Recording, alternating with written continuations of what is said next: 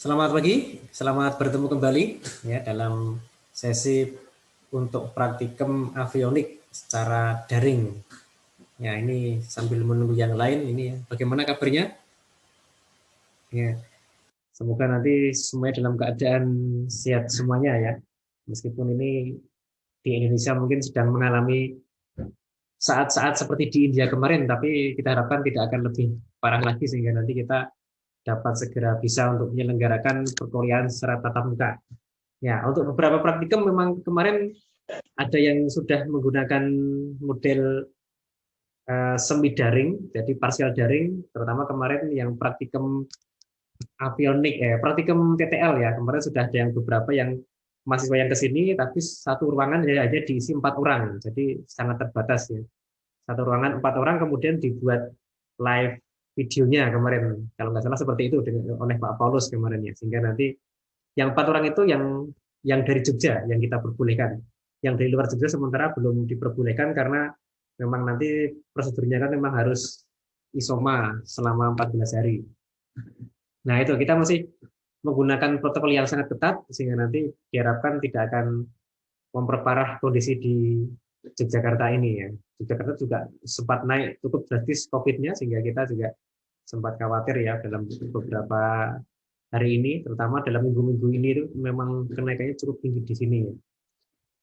Ya, oke. Untuk materi praktikum kita sudah sampai ke pertemuan keempat dan di Elena, nah ini sudah sampai pertemuan keempat dan nanti silakan jika nanti ada yang mau mencoba untuk mengumpulkan laporannya untuk bab 1 sampai 3 yang kemarin nanti bisa dibuat menggunakan data yang ada yang saya berikan kemarin, listingnya silakan dicoba kemudian dibuat. Kemudian di sini sudah ada ketentuannya. Paling lambat untuk laporan pertama bab 1 sampai 3 tanggal 9 Agustus ya, masih cukup lama sehingga nanti buatlah dengan sebaik-baiknya. Nah, nanti laporan dibuat menggunakan format yang ada di template sehingga menggunakan format jurnal. Nah, di situ sudah ada beberapa ketentuan, diantaranya isinya pendahuluan, metode, pembahasan, dan kesimpulan. Tapi ini juga tidak harus seperti itu ya, artinya jurnal itu format standarnya seperti itu. Cuma nanti kalau ada ditambah teori itu ya boleh-boleh saja gitu ya. Tetapi jangan terlalu banyak teorinya gitu ya. Atau teori dimasukkan ke bagian pendahuluan ya boleh saja, tidak jadi masalah. Ya ini format format dasarnya itu seperti itu.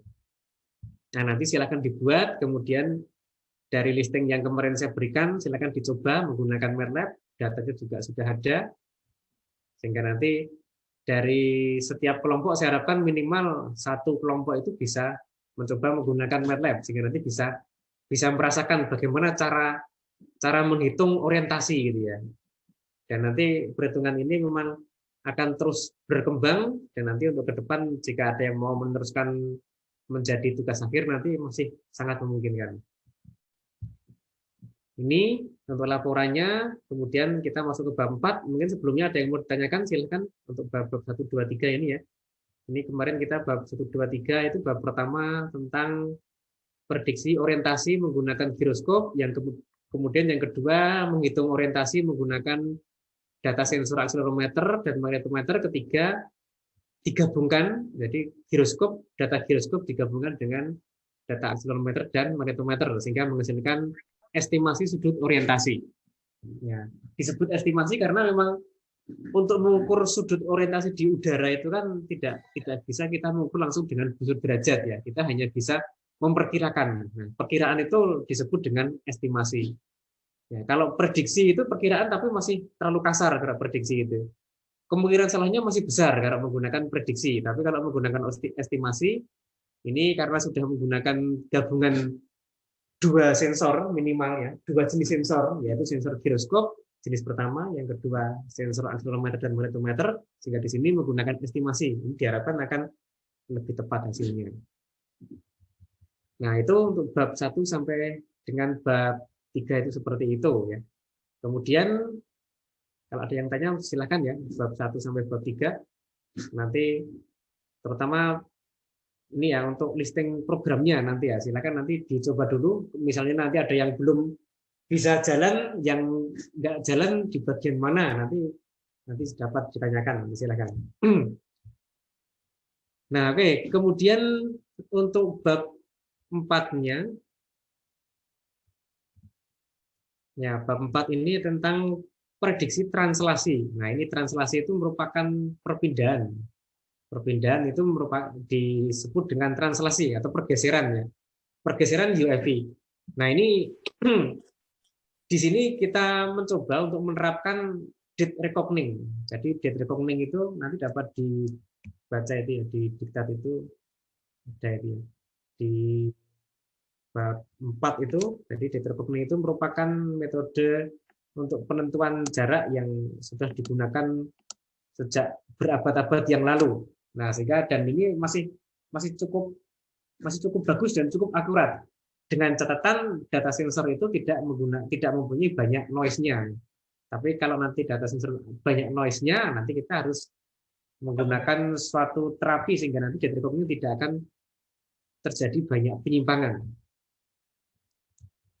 Nah, ini untuk data recording ini kita coba dulu sebelum sampai ke sana, kita akan melihat tentang translasi untuk pesawat nanti bagaimana. Nah, kita lihat dulu.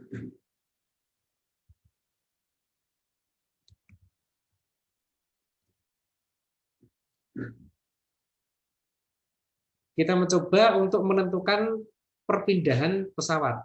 Jadi pesawat itu nanti ada suatu gaya yang bekerja di sana, kemudian bagaimana perpindahannya, arahnya bagaimana, nanti akan kita lihat di sini. Ya. Nah, ini kita lihat dulu untuk arahnya dulu. Ya. Nah, di sini arah dari pesawat itu nanti secara dasar, secara umum itu yang banyak digunakan nanti adalah menggunakan sistem koordinat navigasi atau sering disebut dengan sistem kerangka navigasi. Navigation coordinate atau navigation frame. Nah, untuk koordinat navigasi ini sudah menggunakan standar yang umum digunakan, yaitu standar NED, yaitu North East Down. Jadi nanti untuk sumbu X itu nanti ke arah utara, sumbu atau north, sumbu Y itu ke arah timur atau east, kemudian sumbu Z itu ke arah bawah. Nah, ini north east down. Mungkin ada perhitungan yang lain yang tidak menggunakan koordinat ini, ya boleh saja. Jadi nanti ada banyak jenis koordinat yang dapat digunakan. Tetapi pada umumnya ini yang sering digunakan untuk analisis untuk pergerakan pesawat. Nah, kemudian ini in this condition, the direction of the sensor coordinate axis is the same as the navigation coordinate axis. Nah, ini kalau dilihat di gambar pesawat ini kebetulan ini pesawatnya memang kita arahkan ke arah utara. Sehingga kalau di sini ini ada sensornya, sensor nanti yang dapat mendeteksi arah pesawat, yaitu sensor apa itu? Yaitu sensor akselerometer. Jadi sensor akselerometer itu nanti digunakan untuk mendeteksi arah pergerakan pesawat.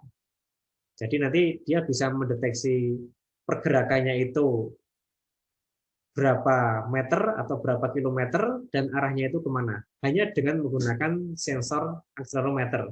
Dan nanti mungkin juga dapat diganti dengan sensor yang lain, misalnya GPS ya.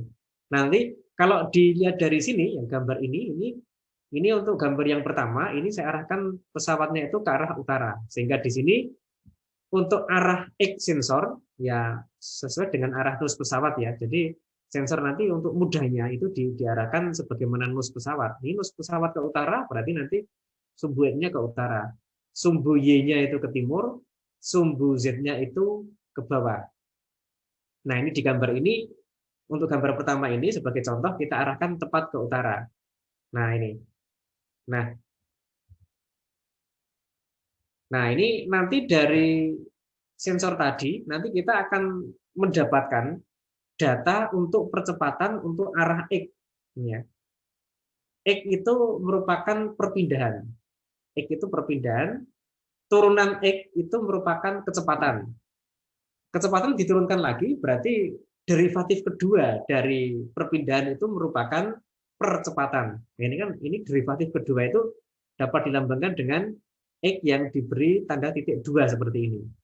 Nah, berarti dari sensor percepatan ini atau sensor akselerometer, kita nanti dapat mendapatkan percepatan ke arah X, ya, percepatan ke arah Y, kemudian percepatan ke arah Z. Nah, nanti dari percepatan itu nanti dapat diintegralkan sehingga menjadi percepatan. Percepatan ke arah X, demikian juga nanti yang Y, yang Z sama ya. Nah, dari kecepatan tadi nanti akan langsung diintegralkan sehingga menghasilkan jarak atau perpindahan. Ini contohnya perpindahan ke arah X. Yang ke arah Y, ke arah Z itu sama. Nah, mungkin ada yang tanya, loh, apakah tidak ada sensor yang langsung mendeteksi jarak? Ya. Nah, ini kan kalau kita menggunakan sensor percepatan, yang didapat tentunya percepatan. Sensor jarak apakah tidak ada? Langsung gitu ya. Ya, sensor jarak kalau di darat itu bisa menggunakan, ya mudah, bisa menggunakan odometer itu ya, kalau sensor jarak. Tapi kalau di udara, ya susah kita menggunakan. Kita sensor jarak bisa menggunakan GPS, tapi GPS itu kan untuk datanya itu kan hanya tersedia satu kali per detik. Data GPS tersedia satu kali per detik, sehingga nanti kalau kita membutuhkan data yang lebih presisi, ya kita tidak bisa menggunakan GPS. Kita harus menggunakan sensor akselerometer. Nah, nanti di bab berikutnya, nanti dari data sensor akselerometer kan diperoleh kecepatan, dari sensor GPS juga kita dapat menentukan kecepatan, sehingga nanti akan kita gabung. Sehingga nanti diharapkan akan mendapat data translasi atau perpindahan yang lebih tepat. Sensor kecepatan apa tidak ada? Kalau di darat mungkin bisa ya menggunakan speedometer. Kalau di udara tidak bisa, kita tidak ada sensor kecepatan ya. Nah, sehingga satu-satunya yang dapat digunakan adalah sensor percepatan. Nah, ini jadi inilah pentingnya sensor percepatan karena nanti untuk menentukan dari nilai percepatan, kemudian nilai kecepatan, nilai jarak itu bisa menggunakan sensor percepatan atau akselerometer. Nah, sekarang untuk sensor akselerometer ini memang kita arahkan sebagaimana untuk arah nose pesawat seperti ini. Tetapi kan pada kenyataannya ya pesawat itu kan tidak, ya masa pesawat harus mengarah ke utara gini terus kan ya tidak mungkin seperti itu ya. Pesawat tentunya akan mengarah sesuai dengan tujuannya nanti. Nose-nya juga akan mengarah sesuai dengan arah untuk menuju ke tujuan. Tidak mungkin ke arah ke utara seperti ini terus. Nah, ini contohnya. Ini misalnya kalau miring seperti ini, nah ini kan berarti sensornya kan sudah tidak ke arah utara ini. Jadi ini untuk sumbu X sensor, ini ya, X aksis kan ke sini. Arah utaranya ke sini. Nah, ini pesawatnya ini di sini dalam contoh ini mempunyai sudut pitch yang negatif. Pitch-nya negatif sehingga ke bawah. Nah, sehingga arah X aksis atau sumbu X untuk sensornya itu ke bawah seperti ini. Nah, berarti nanti kalau pesawatnya itu nanti bergerak ke sini, ya, tetapi kita nanti untuk pendeteksiannya adalah ke utara, kan tidak akan tepat. Nah, maka nanti ada suatu nanti yang akan mengonversi dari arah pesawat ke bawah ini, ya, arah pesawat maju nose ke nose-nya ini kan nanti akan mengakibatkan adanya kenaikan untuk jarak untuk arah ke utara dan arah ke bawah. Nah, ini kan berarti ini kalau ini bergerak ke sini, ini kan berarti kan ini kan nanti pesawatnya itu nanti akan menghasilkan data untuk pergerakan ke arah utara ya, X, kemudian ke arah bawah. Nah, down sini. Nah, sehingga nanti kita harus membedakan antara ini antara arah sensor dan arah pesawat. Nah, arah untuk sensor ini ke sini, arah untuk navigasi global itu ke sini. Arah untuk navigasi global tetap ke utara, ke timur, ke selatan, NED. Tapi arah pesawat itu dalam penyataan sesuai dengan nose-nya pesawat, ya ini ke bawah. Nah, ini kebetulan kalau menggunakan pesawat itu nanti biasanya itu nanti percepatan yang terjadi itu hanyalah percepatan untuk arah X saja. Percepatan untuk arah Y, Z itu kecil. Tapi kalau kita menggunakan quadrotor, ya, menggunakan UFV yang digunakan untuk praktikum, ya, itu nanti percepatannya bisa ke X, Y, Z, atau kombinasi dari ketiganya itu bisa. Nah, sekarang untuk membedakan antara percepatan ya ke arah nose-nya pesawat maju, ini ya, maju sebagaimana sumbu X sensor, Dan percepatan ke arah utara ini kita menggunakan istilah ya di sini untuk percepatan untuk yang searah dengan koordinat navigasi itu ini disebut dengan percepatan ke arah dalam koordinat navigasi global ya. Jadi ke arah koordinat navigasi itu sering juga disebut dengan koordinat global, sehingga nanti kalau ada literatur yang menggunakan koordinat navigasi atau koordinat global itu sama saja. Berarti ini percepatan ke arah utara, ya, percepatan ke arah utara, percepatan ke arah timur, ini percepatan ke arah barat. Nah, ini dalam koordinat navigasi global. Nah, dalam koordinat navigasi itu nanti sering disebut atau diberi notasi seperti ini. Jadi ini merupakan percepatan ke arah X, dan percepatan ke arah X ini mengikuti navigasi global, sehingga ini ditulis M di sini. Nah, nanti untuk percepatan yang ke arah X aksis sumbu X untuk sensor nanti sering disebut atau digunakan notasi seperti ini. Nah, ini nanti harus ada yang membedakan untuk kedua percepatan tersebut, maka kita menggunakan notasi yang berbeda. Notasi ini tidak digunakan di semua literatur, tapi kebanyakan menggunakan notasi seperti ini. Ya, sebagian literatur menggunakan notasi seperti ini. Jadi ini untuk notasi percepatan ke arah X sensor, ini notasi percepatan ke arah X sesuai dengan koordinat navigasi. Berarti ini percepatan ke arah X, ini berarti percepatan maju ke arah X, ini percepatan ke arah utara di sini. Nah, sehingga di sini ada perbedaan ya. Kalau kita lihat dari gambar ini, itu kan nanti ya mestinya nanti percepatan ke arah X ya, percepatan ke arah X untuk di koordinat sensor. Nah, ini sering juga disebut dengan koordinat sensor ya. Jadi ini karena ini percepatan ini mengikuti arah sensor, maka sering disebut dengan percepatan dalam koordinat sensor atau dalam koordinat body, karena ini kan body pesawat ini arahnya ke sini. Nah, jadi ini mungkin nanti di beberapa literatur nanti juga akan ditemui istilah di sini percepatan ke arah dalam arah koordinat sensor atau percepatan dalam arah koordinat body. Kalau ini percepatan dalam arah koordinat navigasi atau koordinat global. Nah, nanti dari data sensor, nanti kita mendapatkan percepatan dalam arah koordinat sensor. Nah, nanti untuk percepatan dalam koordinat navigasi ini nanti dapat kita tentukan dengan suatu persamaan nanti ya. Ya, kalau kita lihat ini di sini, ini kan kalau pesawatnya maju sesuai arah rumusnya ini kan berarti kalau nanti terjadi percepatan ke arah sumbu X dalam koordinat sensor, pasti nanti akan terjadi percepatan ke arah sumbu X dalam koordinat navigasi dan arah sumbu Z ya. Kalau dari sini kan kelihatan lihat di sini ya, bahwa ini nanti akan mengakibatkan percepatan sumbu X dalam koordinat navigasi akan naik, percepatan untuk sumbu Z dalam arah koordinat navigasi juga akan naik, karena nanti ini kan kalau kita lihat ini ke sini, berarti nanti akan mengakibatkan kenaikan percepatan ke sini. Ya. Nah, ini contoh lain. Nah, ini kalau pesawatnya ini mengarah ke sana, berarti di sini ini pesawatnya ini mengarah ke sumbu X ya, sumbu X di koordinat sensor di sini, berarti nanti percepatan ke arah sumbu X dalam koordinat sensor nanti akan mengakibatkan adanya percepatan ke arah utara dan ke arah timur dalam koordinat navigasi. Ya, ini secara grafis dapat kita lihat seperti ini ya. Ini kan nanti akan mengakibatkan ini adanya arah ke utara dan adanya arah ke timur. Nah, itu.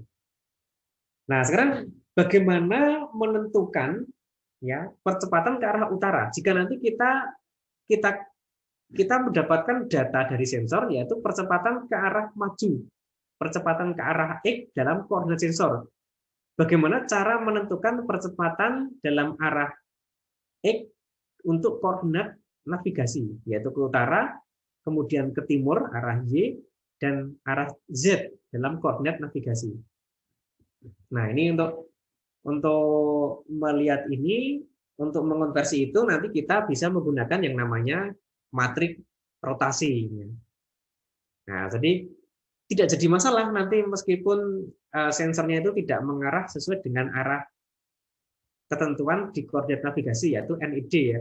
Tidak jadi masalah, tetapi nanti kita akan dapat mengonversi percepatan dalam koordinat sensor ke percepatan dalam koordinat navigasi.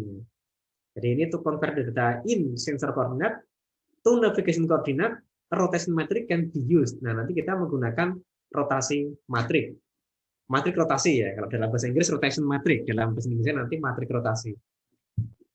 Nah, sekarang bagaimana cara menggunakan matrik rotasi ya? Sebelumnya ini saya menggunakan gambar yang sebelumnya ya. Nah, menggunakan yang ini aja, yang lebih sederhana yang ini ya. Kan ini kan lebih sederhana kelihatannya, padahal ya sama saja nanti ya. Nah, ini kalau pesawat itu mengalami pitch negatif seperti ini, berarti arah majunya itu nanti arah majunya ke utara tapi agak turun ke bawah. Nah, ini ke arah utara, X double dot K ini merupakan percepatan ke arah utara. Kita nanti bisa mengonversinya ke percepatan ke ini X double dot K ini percepatan ke arah maju di sumbu sensor, nanti kita bisa mengonversi ke percepatan ke arah utara yang itu merupakan percepatan dalam koordinat navigasi. Nah, caranya bagaimana? Caranya nanti kita bisa menggunakan rotasi matrik. Matrik rotasi ya. Ya. Nah, bagaimana cara bekerjanya matrik rotasi? Namanya matrik rotasi. Berarti matrik tersebut itu nanti akan merotasikan ya, akan merotasikan percepatan ke arah sini. Yang tadi itu percepatan ke arah X dalam koordinat sensor ke percepatan ke arah X dalam koordinat navigasi. Secara mudah, secara grafis di sini, ini kan kalau ini diketahui sudut pitch-nya, berarti kan kalau ini dikonversi ke sini, ini kan berarti ini secara trigonometri ini kan cukup X double dot K kalikan kosinus theta. Theta itu merupakan sudut di sini. Ya. Jadi ini kan merupakan perputaran yang nanti akan menggeser ini ke arah dari X aksis sensor ke sini. Ya. Perputaran itu nanti kan ini sama saja perputaran dalam sumbu Y. Ya, coba aja. Ini kan kalau ini diputar ke sini, ya. Ini kan pesawatnya di nose-nya itu diputar atau mungkin digerakkan sehingga nanti ke sini. Nah, ini kan sama dengan perputaran dalam sumbu Y. Y itu kan ke sana. Y itu ke sana. Jadi kalau ini digerakkan ke sini kan ini perputaran dalam sumbu Y. Nah, ini. Nah, maka ini sering disebut dengan perputaran ini perputaran dalam sumbu Y. Nah, sehingga nanti kita menggunakan matrik rotasi yang akan memutar pesawat ini yang tadinya nose-nya itu ke bawah sehingga tegak ke sini. Nah, ini sama aja perputaran dalam menggunakan sumbu Y. Nah, ini sumbu Y kan ke sana. Nah, sehingga ini kan diputar ini berarti ke sana ya. Nah, itu. Nah, kalau kita menggunakan trigonometri tadi itu, kita bisa langsung menggunakan kosinus, itu bisa langsung ketemu. Tetapi, kalau kita menggunakan ini ya, untuk percepatan dalam arah X untuk koordinat navigasi itu kan sama dengan percepatan ke arah X aksis kali kosinus ini sudut pitch-nya. Tapi kalau kita hanya menggunakan cos, itu nanti kita hanya menggunakan rotasi di sumbu Y saja. Padahal nanti itu kan perputaran pesawat kan tidak hanya itu. Tidak menutup kemungkinan pesawat itu nanti selain nanti terjadi perputaran dalam sumbu Y, juga terjadi juga perputaran dalam sumbu X maupun sumbu Z. Nah, makanya itu kita di sini untuk perputaran ke arah sumbu Y itu nanti menggunakan suatu matrik. Ya, matrik ini sudah didefinisikan seperti ini. Jadi ini matriknya, matrik ini nanti untuk memutar atau untuk mengonversi percepatan di sini untuk X aksis nanti ke percepatan dalam koordinat navigasi di sini. Ini C itu kepanjangan dari kosinus ya. S itu kepanjangan dari sinus. Ini cosinus, ini sinus. Ini kita singkat CS. Berarti ini main sinus, ini main cosinus. Nah itu, ini perputaran dalam arah sumbu Y. Ya, sumbu Y sebagai rotasi putarnya gitu ya. Nah, kalau sumbu Y dapat kita tentukan, maka nanti untuk sumbu yang lain juga dapat kita tentukan. Karena pesawat tidak mungkin hanya terjadi pergeseran untuk sumbu Y saja. Dia juga bisa nanti ada pergeseran terhadap sumbu X juga. Nah ini ya.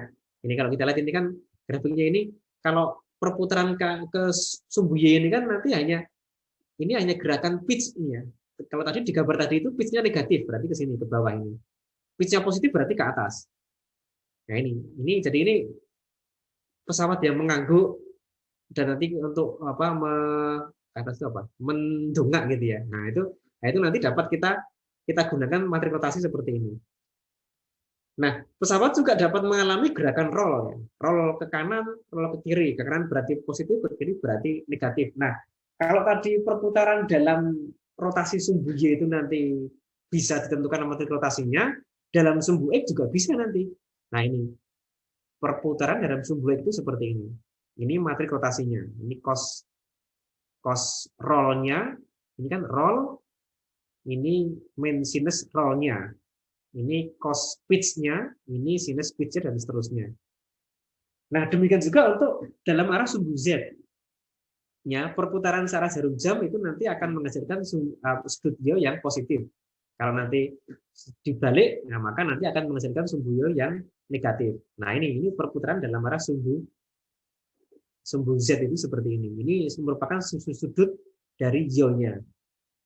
Nah, nanti dalam penyataan pesawat itu kan nanti akan mengalami variasi putaran atau kombinasi putaran roll, putaran pitch, putaran yaw.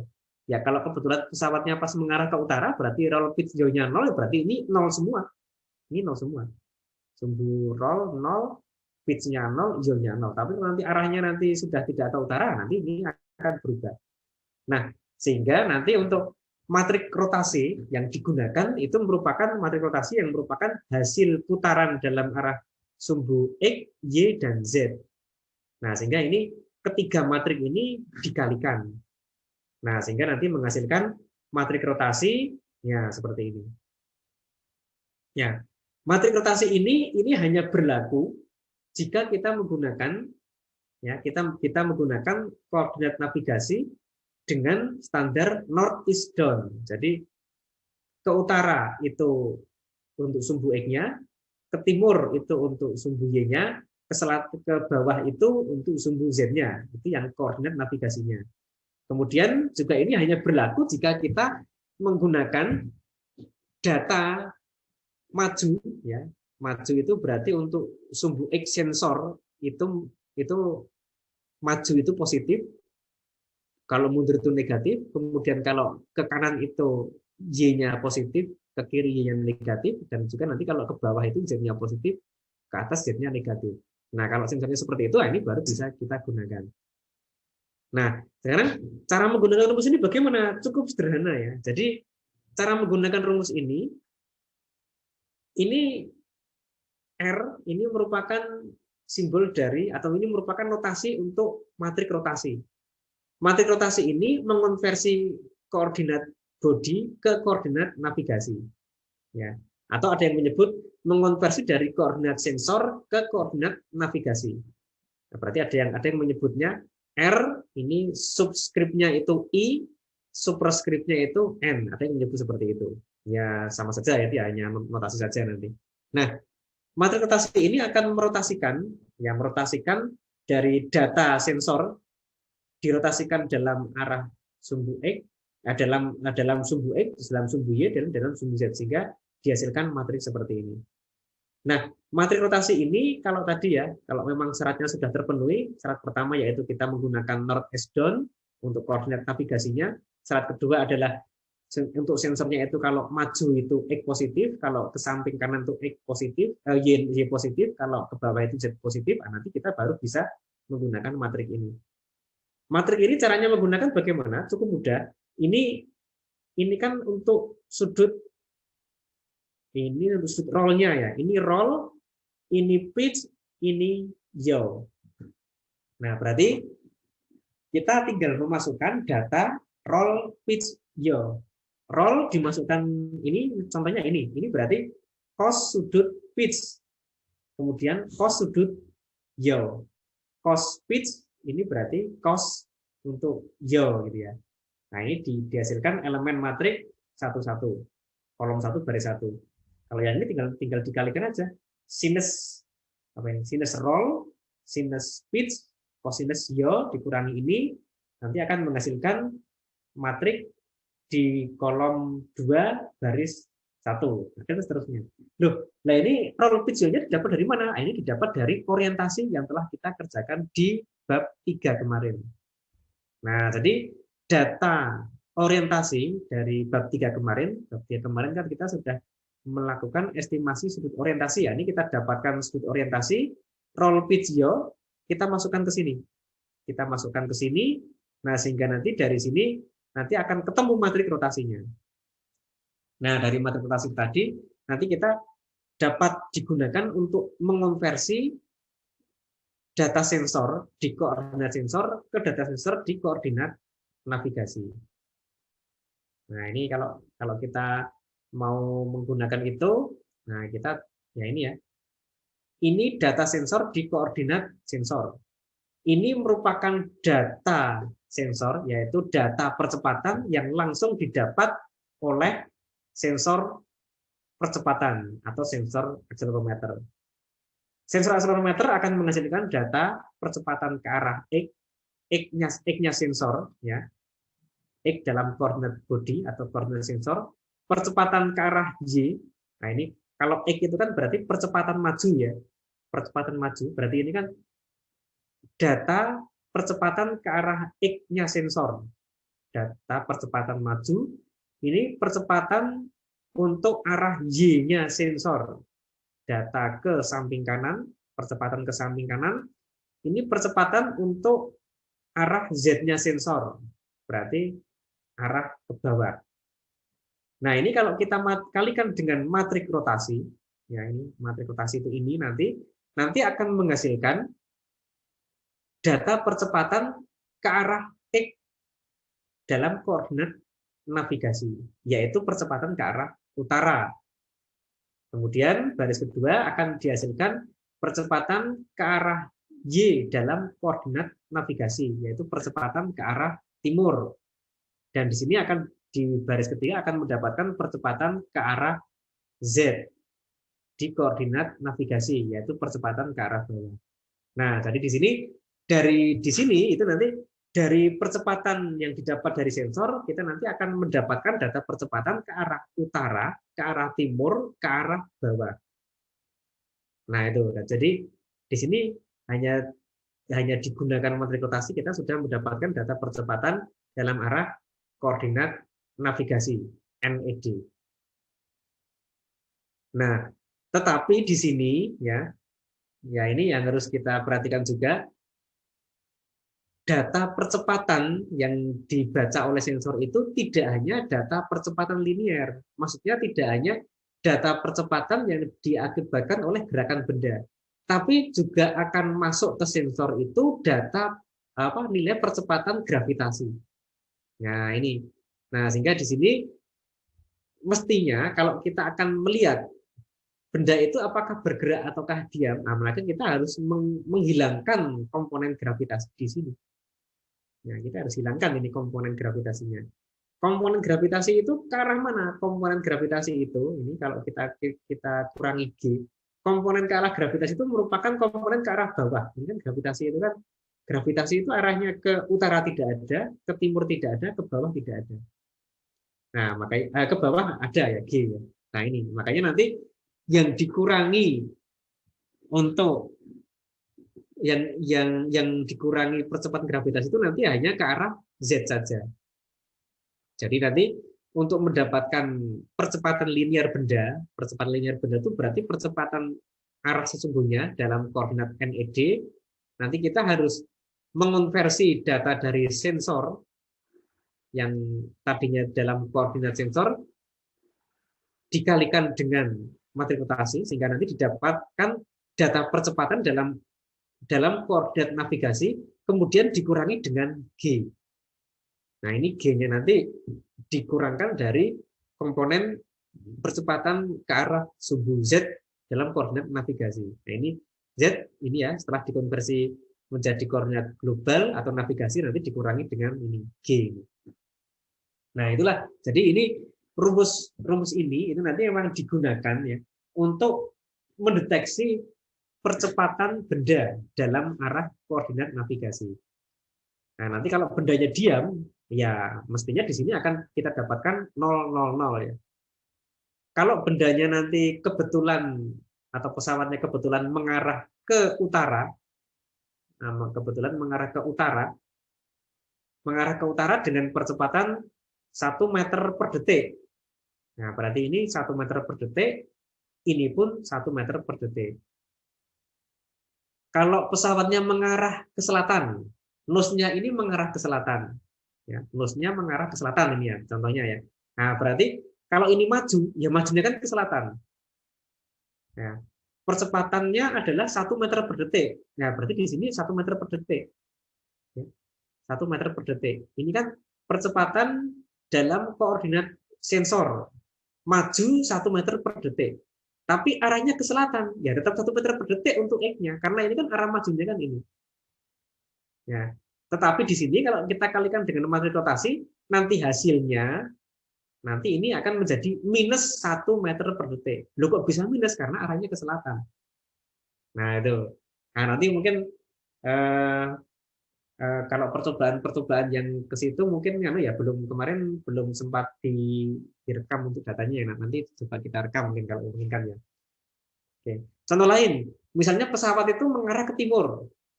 Pesawat mengarah ke timur. Berarti ini pesawat nose-nya ke arah timur, maju ke arah timur. Maju ke arah timur. Nanti akan terdeteksi oleh sensor akselerasi, akselerometer, pesawatnya maju ke arah timur. Berarti X-nya itu positif. Kalau maju itu pasti X-nya positif. Nah, berarti ini pasti positif. Misalnya ke arah timur dengan percepatan 1 meter per detik kuadrat. Ya, berarti di sini 1 meter per detik kuadrat. Tetapi nanti setelah dikonversi ke koordinat navigasi, ya, yang 1 meter per detik kuadrat itu adalah yang ini. Ini 0, ini 1 meter per detik kuadrat, ini juga 0. Nah, itu contohnya seperti itu. Nah, jadi nanti inilah hebatnya matriks rotasi itu seperti itu. Jadi dengan matriks rotasi itu entah apapun arah pesawat, ya nanti akan kita ketahui nanti di sini itu arah pesawat dalam arah koordinat navigasi. Nah, itu ini hebatnya matriks rotasi itu seperti itu. Nah, kenapa kok bisa seperti itu? Karena di sini ini kan sebenarnya sudah ada informasi arah hadap pesawat. Ya, tidak hanya arah hadap, tapi juga attitude and heading-nya. Nah, ini kan sudah masuk ke sini. Loh, kok bisa masuk ke sini? Lah, ternyata matriks rotasi ini kan merupakan hasil sintesis dari ini ya. Sudut roll, sudut pitch, sudut yaw. Jadi, informasi roll pitch yaw ini sudah dimasukkan ke matriks rotasi. Nah, karena matriks rotasi sudah mempunyai informasi attitude and heading, nah maka di sini kalau kita mengalihkan data percepatan dalam koordinat sensor, nanti akan didapat data percepatan dalam koordinat navigasi atau koordinat global. Nah, itu. Nah, ini pentingnya matriks rotasi itu seperti itu. Ya. Nah, nanti setelah kita mendapatkan data percepatan dalam koordinat global, nanti baru kita dapat menghitung kecepatan dan translasinya.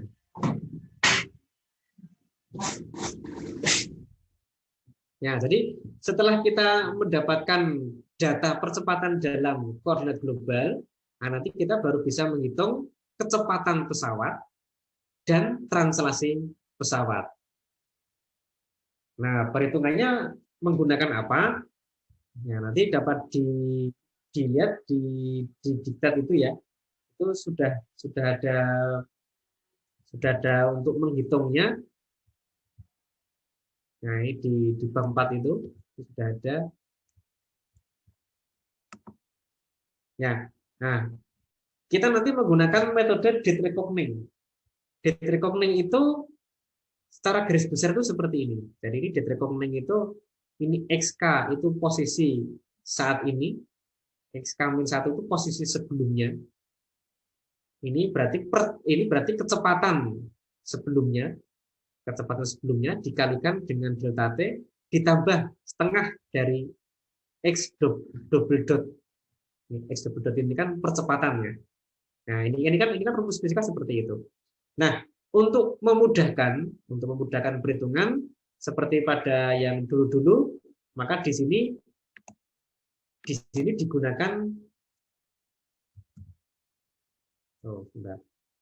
di sini digunakan state seperti pada perhitungan pada giroskop kemarin. Ya, penggunaan state ini kan nanti akan memudahkan. Jadi ini kan state-nya kan seperti ini. Jadi ada state yang namanya XK. Nanti harus diperhatikan ya. XK yang ini itu merupakan nilai translasi ke arah X. XK yang dibuat bold, tebal, ini merupakan state-nya. Jadi ini state saat K.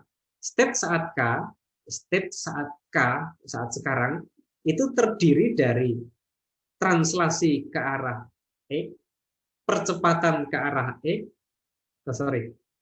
translasi ke arah X, kecepatan ke arah X, dan percepatan ke arah X, kemudian translasi ke arah Y, kecepatan arah Y, percepatan arah Y, dan juga nanti arah Z gitu ya. Nah ini kalau semuanya ini ya, ini kan ada data percepatan, ada data kecepatan, ada data translasi. Kalau semuanya ini kita masih menggunakan koordinat sensor, berarti yang didapat di sini adalah translasi di koordinat sensor. Nah, karena kita ingin melihat pergerakan pesawat dalam koordinat navigasi, maka ini berarti ini harus kita konversi ke koordinat navigasi semua. Ya, untuk mengonversi ke koordinat navigasi tidak perlu, ya memang semuanya harus dalam koordinat navigasi ya, tapi untuk memasukkan ke sana kita tidak perlu mengonversi semuanya, kita cukup mengonversi data percepatannya saja.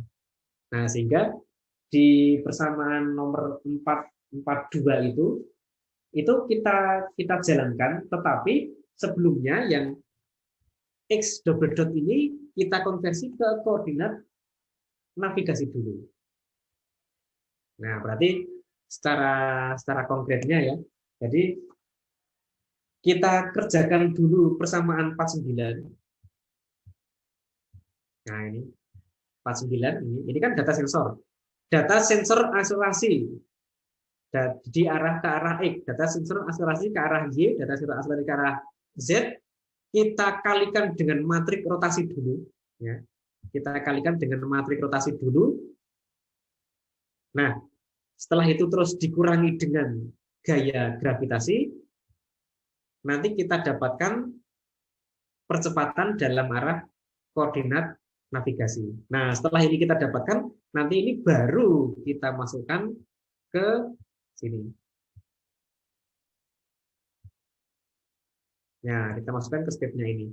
Caranya bagaimana? Caranya ini menggunakan sistem propagasi sebagaimana yang kemarin kita sudah kerjakan pada saat kita menghitung sudut dari kecepatan sudut ya. Ini kan sama matriknya. Matriknya itu mempunyai pola yang sama. Ya, matriknya mempunyai pola yang sama seperti ini. Jadi ini ya, XK sama dengan F kalikan ini step yang lalu ditambah dengan G kali UK. XK itu state saat ini, XK itu state saat ini. Ini merupakan state yang lalu. Ya, state yang lalu K-1. Nah, K-1 ini akan berkontribusi terhadap state saat ini dengan cara dikalikan dengan F. Nah, F ini apa? F ini merupakan matrik transisi. Matrik transisi itu digunakan untuk apa? Digunakan untuk mengonversi state sebelumnya ke state saat ini. Jadi ini state sebelumnya, ini state saat ini, state saat ini. Nah, ini state sebelumnya dikonversi ke state saat ini menggunakan matrik F ini, sehingga F disebut dengan matrik transisi. Kemudian UK itu merupakan data percepatan yang didapat dari sensor. Ya. Nah, karena kita ingin mendapatkan data dalam koordinat navigasi, maka UK ini konversikan ke koordinat navigasi dulu menggunakan persamaan 49 tadi ya. Nah, setelah UK didapat, nah nanti UK ini kan data percepatan saat ini. Data percepatan saat ini itu nanti akan juga berkontribusi terhadap state saat ini. Nah, untuk kontribusinya, nah itu nanti dikalikan dengan G. Jadi ini supaya ini UK ini bisa berkontribusi ke sini, nah maka dikalikan dengan G. Sehingga G itu disebut dengan matrik transisi masukan atau matrik masukan gitu ya, dan menyebut seperti itu. Dia nanti akan mengkompensasi masukan percepatan ke state saat ini. Ya, masukan ini UK ini masukan percepatan, ini UK ini percepatan dikalikan G, nah nanti dia akan turut berkontribusi terhadap nilai state saat ini. State saat ini itu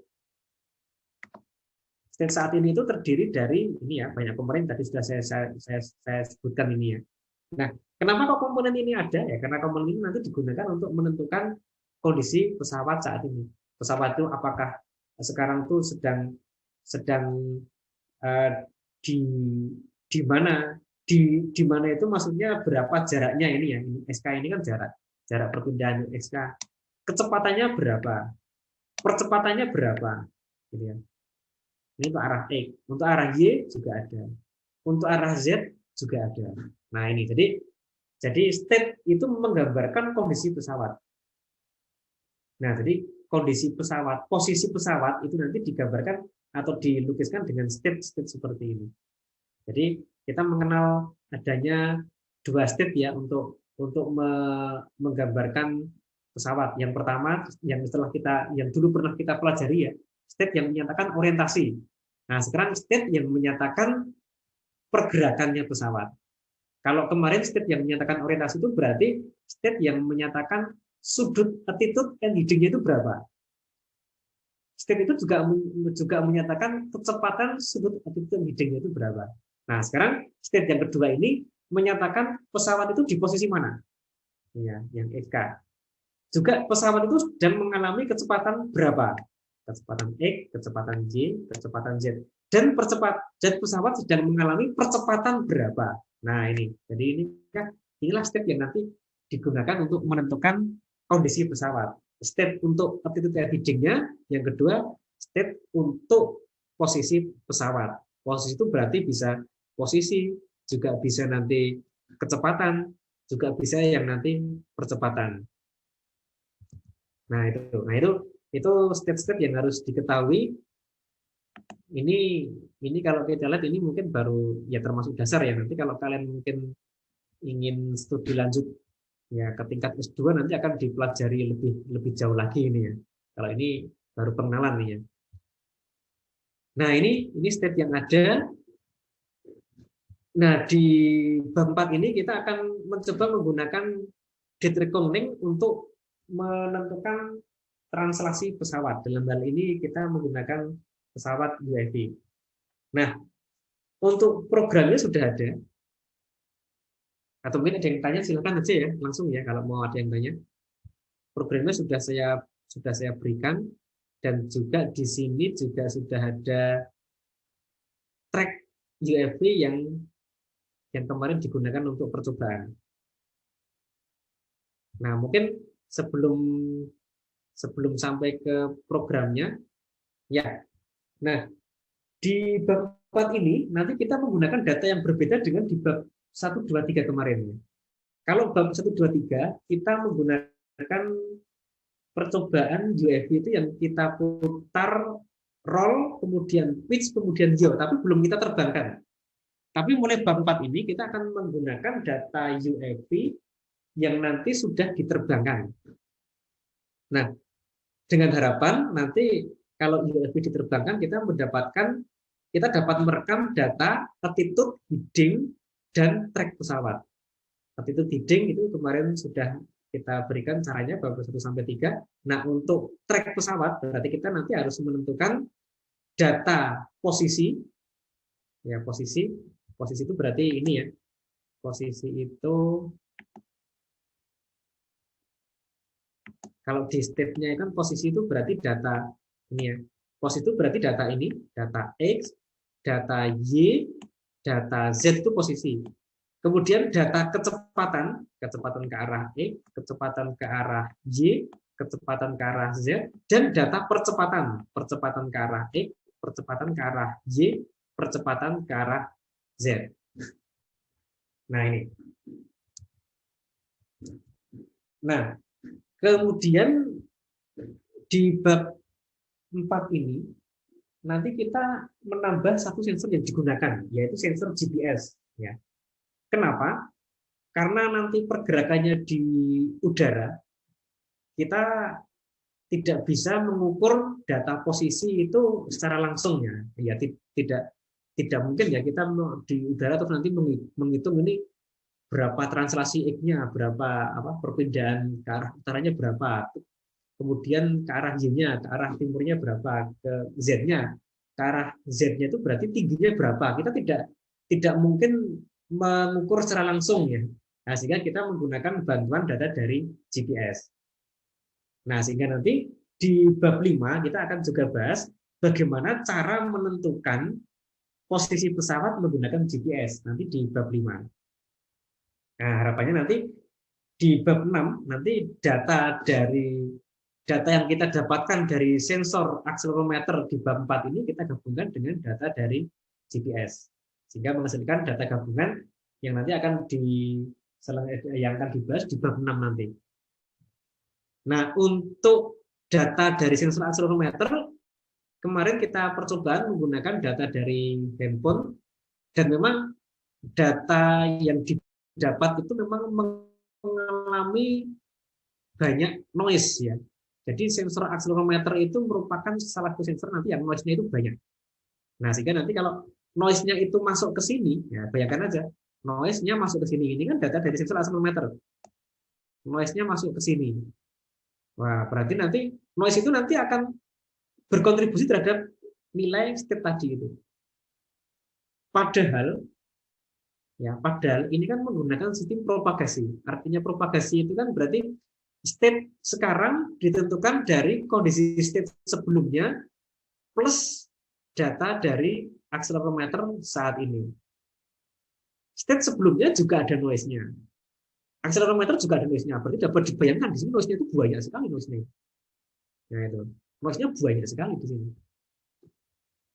Ditambah lagi di sini. Ya, nanti untuk mengonversi data dari koordinat sensor koordinat navigasi menggunakan matrik rotasi. Matrik rotasi menggunakan masukan roll Figeac. Kita kemarin sudah mencoba di bab 3 itu 1 sampai 3.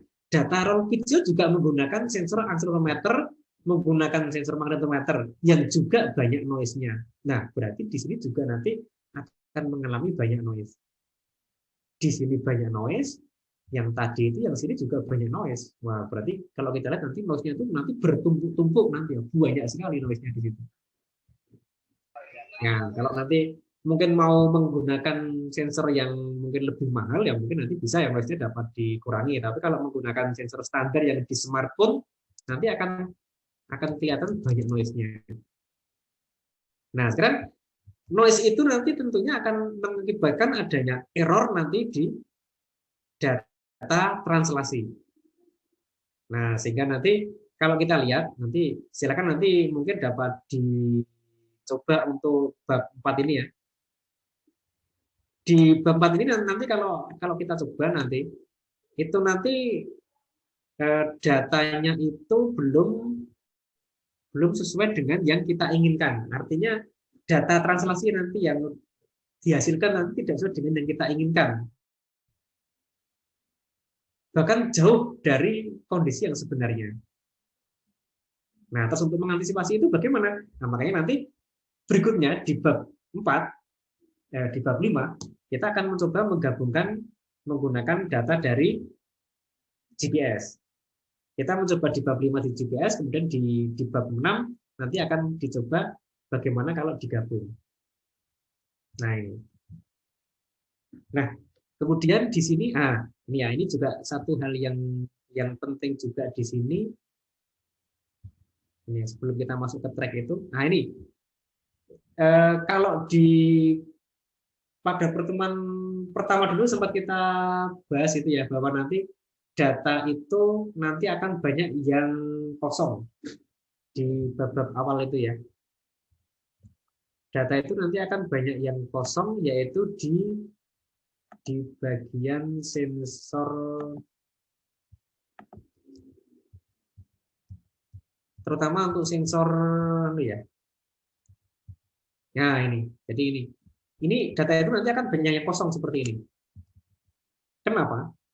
Ya ini karena ya sistem sistem operasi di handphone itu kan menggunakan multitasking. Multitasking juga nanti di handphone itu kan di smartphone juga ada proses yang lain selain proses untuk merekam data sensor ini. Nah, kemungkinan karena adanya multitasking sehingga di sini ada sensor itu yang tidak dapat mengakses data sebagaimana sampling rate yang telah ditetapkan. Contoh di sini, ini kemarin sudah kita singgung juga. Ini yang di belakang 3 ini kan sensor untuk akselerometer. Di belakang 4 ini sensor untuk giroskop. Sensor untuk magnetometer itu di belakangnya 5 ini ya. Ini sensor magnetometer. Nah, ternyata sensor magnetometer itu nanti banyak yang kosong seperti ini. Nah, kemarin di bab 1 saya sudah membuat program untuk menormalisasi ini, sehingga di sini data yang kosong ini secara otomatis nanti akan diisi dengan data di atasnya. Normalize.m gitu ya. Nah, tetapi program tersebut itu nanti hanya digunakan untuk menormalisasi data dari sensor akselerometer, giroskop, magnetometer. Nah, sementara itu di bab 4 ini kita sudah mulai menggunakan data GPS. Data GPS itu nanti masuknya ke sini. Nah, ini malah masuk ke sini. Nah, jadi memang apa ya, data dari sensor itu memang masuknya itu tidak urut sebagaimana yang kita inginkan. Ini ya. Di belakang 3 ini sensor akselerometer, ini sensor giroskop, ini magnetometer, di belakang 81 ini orientasi, ya. Tapi nanti kalau ada data GPS masuk, data GPS itu masuknya ke sini. Nah, ke sini memang. Jadi data GPS-nya akan terinsert di kolom kedua. Sehingga kalau ada data GPS masuk, otomatis akselerometer mundur. Ini. Yang 3 ini kan mundur. Yang keempat juga mundur. Nah, ini. Nanti kalau data GPS itu masuk, nanti akan ada data yang lain, yaitu nomor 6 ini, di belakang 6 ini. Nah, itu jadi memang data GPS ini nanti hanya akan ada 1 kali per detik. Tapi begitu ada, dia akan menginsert di sini sehingga data sensor lain itu nanti akan mundur. Nah, itu data GPS itu. Nah, ini ya, data GPS itu satu hertz ya, frekuensi samplingnya. Nah, sehingga hanya 1 kali per detik. Nah, sehingga data GPS itu, jika nanti kita lihat di grafiknya bagaimana, oh ya ini listing program juga sudah ada nih ya, di bab 4 sudah saya berikan listing program, juga dapat di-download, nanti silakan dicoba listing program ini. Ya, kita menggunakan data yang baru, datanya nanti dari drone langsung ini ya. Dari drone, kemudian kita tentukan percepatan gravitasi itu sekian, ya. Nah, ini memang dari percobaan yang lain ini ya. Kalau nanti ada tugas akhir yang mendeteksi ini, nanti silakan. Ini masih tetap terbuka. Sudah ada algoritma untuk mendeteksi percepatan gravitasi.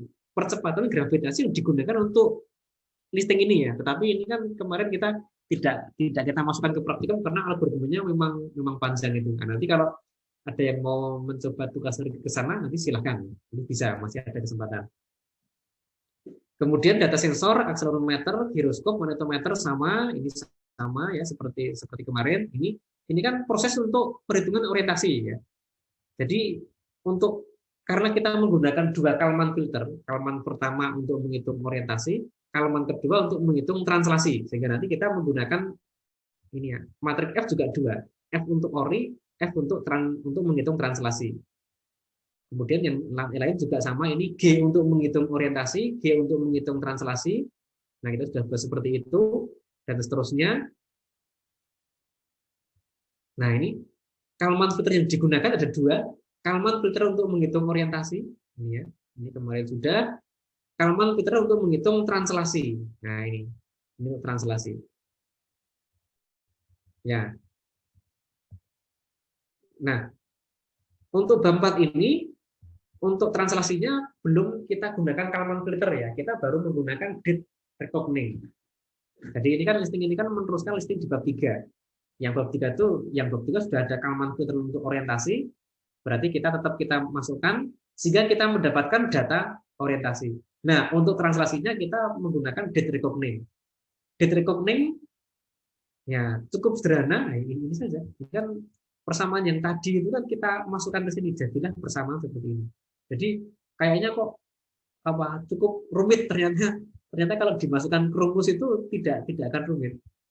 Ya, kalau kita lihat kan di sini kita lihat di bab 4 itu ya, rumusnya itu kok panjang ya, rumit ya. Ternyata setelah dimasukkan rumusnya ternyata tidak serumit yang dibayangkan.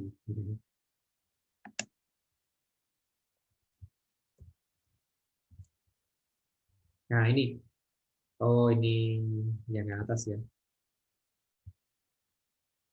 Nah ini kan persamaan ini kan kita masukkan jadi rumus kan ternyata jadi sederhana rumusnya ya. Ya sederhana karena tinggal menggunakan ya. Tapi kalau mengarang rumus sendiri, memasukkan ini jadi rumus di MATLAB mungkin lama, tapi karena kita tinggal menggunakan jadi sederhana. Ya nggak apa-apa. Ya, jadi rumus ini, ya rumus 44 ini kita masukkan ke MATLAB. Ya kita masukkan kan cuma jadi ini aja. Nah ini selesai. Nah ini kan X-nya ya. Kemudian ini matrik F-nya, ini state yang lalu, dan matrik G-nya, kemudian ini ACC global. Nah, yang kita masukkan langsung data percepatan dalam koordinat global. Jadi bukan data yang dari sensor. Nah, ini kita konversikan dulu ke koordinat global, baru kita masukkan ke persamaan ini. Sehingga nanti kita mendapatkan data translasi dalam koordinat global. Untuk mengubah ke global, kita cukup menggunakan matrik rotasi. Ya, ini ada matrik rotasinya. Loh, kok jadi seperti itu matrik rotasinya? Iya, matrik rotasi yang tadi itu di mana itu? Nah, ini matrik rotasi seperti ini. Ini kan matrik rotasinya kan 3x3. Matrik rotasi 3x3 ini kan. Ini kan kalau kita lihat ini kan 3 kolom, 3 baris. Ya, berarti dari matrik ini kita menghasilkan ada 9 elemen matrik. Nah, ini kalau kita masukkan ke rumus ini ya, ini dari baris pertama kolom pertama sampai nanti baris ketiga kolom ketiga. Ini tinggal kita masukkan aja. Ini. Contoh. Contohnya misalnya untuk baris pertama kolom pertama ini kan cos ya. Cos kalikan cos. Ini sama ini. Cos apa ini? Cos untuk pitch dikalikan cos untuk yaw ya. Cos pitch dikalikan cos yaw. Nah, kalau kita lihat di listingnya kan juga sama seperti ini. Cos pitch itu kan urut pitch itu kan ini ya. Pitch itu elemen kedua, elemen ketiga ya. Cos yaw ini seperti ini. XT-nya apa? XT ini kan state di orientasi. State di orientasi itu kan urutannya kan dari 1 sampai 6. 1 itu sudut roll, 2 itu kecepatan sudut roll, 3 itu sudut pitch, ini 3. 3 itu sudut pitch, 4 itu kecepatan pitch, 5 itu sudut yaw, 6 kecepatan yaw. Nah, ini tinggal dimasukkan. Nah, ini mudah ya untuk memasukkan itu. Nah, kemudian juga di sini kita gunakan rumus ini ya. Rumus ini dimasukkan ke MATLAB caranya bagaimana? Ya mudah saja. Ini kan ini yang kita sudah mendapatkan apa itu? Percepatan dalam koordinat global tinggal dikurangi dengan G. Ya, mengurangi G-nya caranya bagaimana? Dikurangi G, dikurangi matrik G. Matrik G yang isinya adalah gaya gravitasi. Nah, tinggal kurangi G. Yang dikurangi G yang mana? Yang dikurangi kan yang cukup yang Z saja. Nah, berarti ini ACC global untuk yang Z-nya itu dikurangi dengan G. Ini sama dengan ACC global untuk Z-nya dikurangi G. Udah selesai. Nah, berarti kita mendapatkan data translasi dalam koordinat navigasi. Nah, ini kalau kita gambarkan, nah ini data sensor seperti ini.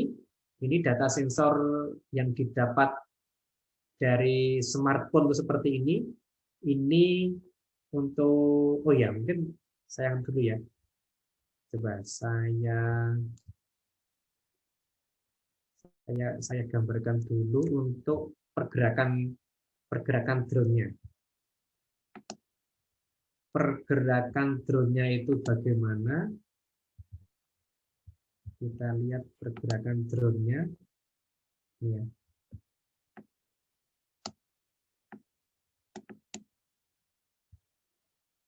Ya. Jadi untuk pergerakan drone-nya itu, ini membentuk kotak seperti ini.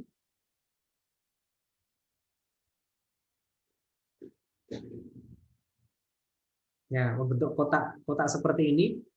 Dan ini sudah diprogram menggunakan program yang ada di DJI, sehingga nanti di sini diharapkan akan tepat. Nah ini arahnya ini yang merah itu drone-nya ke arah situ, kemudian bergerak ke timur, ya bergerak ke timur, ya. Tapi sambil bergerak ke timur sambil kita hadapkan sudutnya itu ke arah utara gitu ya. Jadi ini kan arah sudutnya kan ke arah utara ini, ya, ke arah utara. Kemudian sampai di sini terus bergerak ke utara, tapi di sini sambil kita yonya sambil kita melencengkan ke arah barat, sambil kita hadapkan ke arah barat ini. Ya, kalau pesawat yang bisnis tidak mungkin seperti ini ya, tapi karena ini drone ini bisa kita putar-putar bisa ya. Kemudian sampai utara, kemudian kita gerakkan ke arah barat sambil kita gerakkan mouse-nya itu ke arah barat ini. Nah, seperti itu. Ya, seperti itu, ke arah barat. Nah, kemudian ke arah selatan. Yang ke arah selatan nanti lurus ke arah selatan. Ke arah selatan tidak kita tengokkan hidungnya, tapi lurus ke arah selatan. Nah, nanti saya upload juga nanti untuk video ini ke YouTube sehingga nanti bisa di-download nanti ya. Nah, itu ke arah selatan, terus sampai itu nanti terus drone-nya itu landing ya. Ya, seperti itu kira-kira gerakannya. Nah, dari situ kita bisa mendapatkan datanya bagaimana. Kita lihat datanya itu, ya data yang didapat dari sensor akselerometer.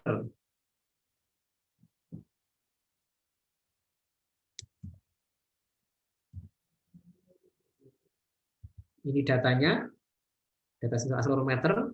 Ini kalau kita lihat X, Y, ini X, ini Y, yang X itu biru, yang Y itu merah, yang Z itu ini. Nah ini Z-nya ini. Z-nya memang sekitar minus 9,8 sesuai dengan G. Ini kecepatan sudut, ini data medan magnet ya.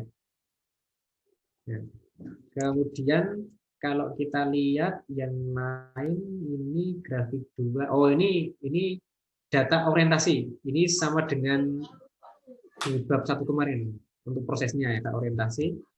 Kemudian ini data ini kalau yang nomor 2 tadi ini orientasi yang didapat dari giroskop yang menggunakan propagasi. Sudah kita bahas di bab 1 kemarin. Yang nomor 3 ini data orientasi dari perhitungan dari akselerometer dan magnetometer di bab 2 kemarin. Kemudian ini dari akselerometer itu seperti itu. Kemudian kalau kita lihat data untuk translasinya, nah ini untuk data translasinya, ya ini, nah ini mungkin kok udah jadi aneh translasinya, ya ini kan memang dari data akselerometer itu banyak sekali noise-nya, sehingga kalau kita lihat translasinya itu nanti tidak akan sesuai yang kita harapkan di apa di map tadi itu ya. Jadi kita membuat track ground yang terprogram membuat bentuk kotak, tapi hasilnya tidak akan kotak seperti ini. Nah itulah. Jadi ini memang memang kalau hanya mengandalkan di date reckoning, maka mestinya sensor akselerometernya harus yang tidak banyak noise-nya. Nah kalau kita lihat, kebetulan ini kita kemarin menggunakan smartphone yang menggunakan Android, itu ternyata data sensor akselerometernya masih banyak noise-nya. Sehingga ini data akselerasi dalam koordinat global, ya, dalam koordinat global itu berarti sudah NED, North East Down. Kalau ini diintegralkan menggunakan date reckoning, menghasilkan data kecepatan seperti ini. Kalau kita lihat data di sini, itu ternyata ini ya, ini kan saat drone-nya itu naik, saat drone naik kelihatan, tapi saat drone-nya bergerak ke timur ke utara nggak terlihat. Ini terlihat sedikit ini ya. Ini mungkin ke utara, ya. Ini mungkin ke selatan ya. Nah ini kan terlihatnya cuma kecil seperti ini. Nah itulah. Jadi kalau nanti kita menggunakan date reckoning, memang harus menggunakan sensor yang benar-benar bagus, yang menggunakan noise-nya itu kecil. Nah, kalau noise-nya itu besar, seperti ini hasilnya. Nah, ini dapat diperbaiki dengan caranya bagaimana? Dengan menggabungkan dengan sensor dari GPS. Nah, nanti sensor GPS nanti akan kita bahas di pertemuan kelima besok, dan pertemuan keenam yang terakhir. Kalau pertemuan kelima besok kan hanya menggunakan GPS, pertemuan keenam nanti akan kita gabungkan data dari date reckoning, hasil perhitungan dari data reckoning, dan hasil perhitungan dari sensor GPS. Kita gabungkan sehingga nanti menghasilkan data yang lebih tepat. Nah ini ya. Jadi kesimpulannya nanti kalau kita menggunakan data reckoning ya harus benar-benar bagus sensornya itu. Sensor akselerometernya harus benar-benar bagus. Kenapa kok ini noise-nya itu mendominasi sehingga menghasilkan data yang agak sedikit, ya bukan agak sedikit ya, malah data yang tidak menggambarkan aslinya tadi itu ya. Jadi karena memang pertama data sensor akselerometer itu memang ya cukup presisi, cuman karena nanti noise-nya banyak, nah maka nanti noise-nya nanti akan justru malah mendominasi. Yang kedua tadi itu untuk penentuan orientasi kan juga ada noise-nya. Nah noise itu juga nanti akan digabungkan ke sini, tergabung ke sini. Ya, nah, sehingga nanti untuk ke depan pertemuan berikutnya nanti kita coba gabungkan dengan data dari sensor GPS. Nah itulah pentingnya Kalman filter itu seperti itu. Kalman filter itu namanya filter, dia merupakan filter yang nanti itu akan menfilter. Menfilter itu berarti nanti akan sedikit melakukan filtering atas data yang ada. Contohnya ini kan data sensor itu seperti ini. Nah, Kalman nanti akan sedikit memfilter ini seakan-akan dia sebagai low pass filter, sehingga nanti data yang sangat ekstrim nanti akan hilang seperti ini. Ya akan tereduksi gitu ya data yang ekstrim. Nah, tapi Kalman filter nanti juga ada keunggulan yang kita gunakan, yaitu dia itu bisa menggabungkan data dari beberapa sensor. Dulu di bab 3 sudah kita bahas, Kalman filter menggabungkan data sehingga menghasilkan data orientasi. Data dari dua jenis sensor digabung. Jenis pertama dari giroskop, jenis kedua sensor akselerometer dan magnetometer. Nah, yang berikutnya nanti Kalman filter digunakan untuk menggabungkan data dari akselerometer jenis yang pertama sehingga nanti didapat data prediksi translasi UAV, yang kedua data dari GPS sehingga digabung nanti menghasilkan data translasi yang lebih tepat. Nah itulah pentingnya Kalman filter seperti itu. Ya. Oke, itu untuk materi untuk pada minggu ini ya, pertemuan keempat. Nanti sambil dicoba nanti untuk MATLAB-nya. Nanti kalau yang belum bisa nanti silakan kendalanya apa, mungkin karena perbedaan versi ya mungkin ya. Sehingga kadang-kadang belum belum bisa, atau mungkin kadang-kadang ada listing yang tidak jalan, ada instruksi yang tidak jalan. Ya. Tapi kalau saya gunakan di sini sebenarnya instruksi dasar ya, mungkin yang nggak jalan mungkin yang bagian sini ya, ada yang nggak jalan kalau menggunakan versi MATLAB yang sebelum 2016. Oke, ada yang tanya? Oke, nanti silakan dimulai dicoba untuk membuat laporan bab 1 sampai 3. Bab 1 sampai 3 itu nanti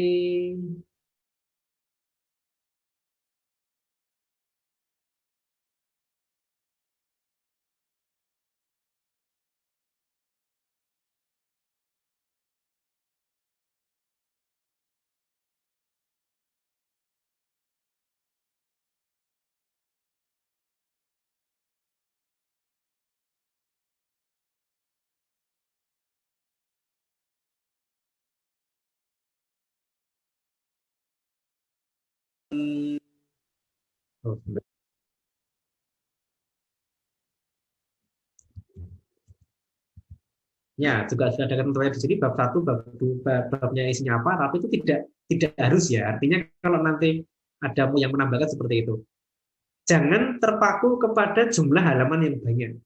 Ya itu. Jadi kalau laporan halamannya banyak, ya mungkin ya masih dimakan ya. Tapi kalau jurnal itu jangan banyak-banyak halamannya.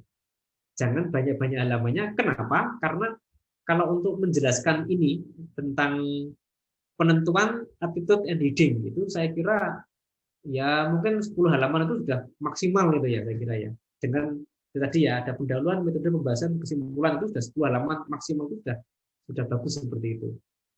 Wah, Pak, saya tidak bisa menjelaskan singkat ya karena saya hasilnya gambar-gambarnya banyak, saya sampai 20 halaman. Ya masih diperbolehkan. Banyak boleh tapi jangan terlalu banyak perulangan. Maksudnya Kalman dijelaskan di bagian pendahuluan, kemudian masuk ke metode. Banyak kalimat-kalimat yang diulang, banyak paragraf yang diulang, itu berarti tidak akan bagus seperti itu. Nah, usahakan gunakan kalimat yang efisien, jangan terjadi banyak perulangan. Kalau mau contoh, silakan download aja beberapa artikel di situ ya. Di Jurnal Avitek itu sudah ada beberapa artikel. Nanti silakan dilihat, di download. Nanti kan itu kan dapat download secara free ya, tidak harus register kalau download. Nanti silakan di download, kemudian nanti di apa itu dilihat di situ. Ya kalau artikel judul ya seperti itu mestinya. Jangan terlalu banyak perulangan. Kalau mau mencari artikel tentang Kalman juga ada di situ. Internetnya ini sudah banyak yang menggunakan ya, sehingga jadi lambat ini di sini. Ya nanti kalau mau cari artikel tentang Kalman nanti silakan ya. Nanti sudah banyak di situ, tinggal dimasukkan aja kata kunci di sini ya misalnya. Ya bukan banyak tapi ada beberapa ya. Kalman, karena nanti ketemu nanti. Ya emang sebagian besar kalau Kalman itu nanti pembimbingnya saya, Pak Lasmati gitu ya. Pak Paulus juga kadang-kadang membimbing. Demikian juga nanti kalau dari Pak Denny juga diminta untuk membuat artikel tentang ADSB, silakan cari aja di sini tentang ADSB itu kan juga ada. Oh baru 2 ya, ya baru 2 yang terbit. Nah itu Mas Ari Roma dengan Irfan Pamungkas. Nah itu nanti silakan dilihat di situ ya. Nanti untuk biar ada contohnya. Kalau ada contohnya itu kan lebih mudah untuk membuatnya. Oke, saya kira itu. Ada yang tanya? Silakan. Kalau ada yang tanya.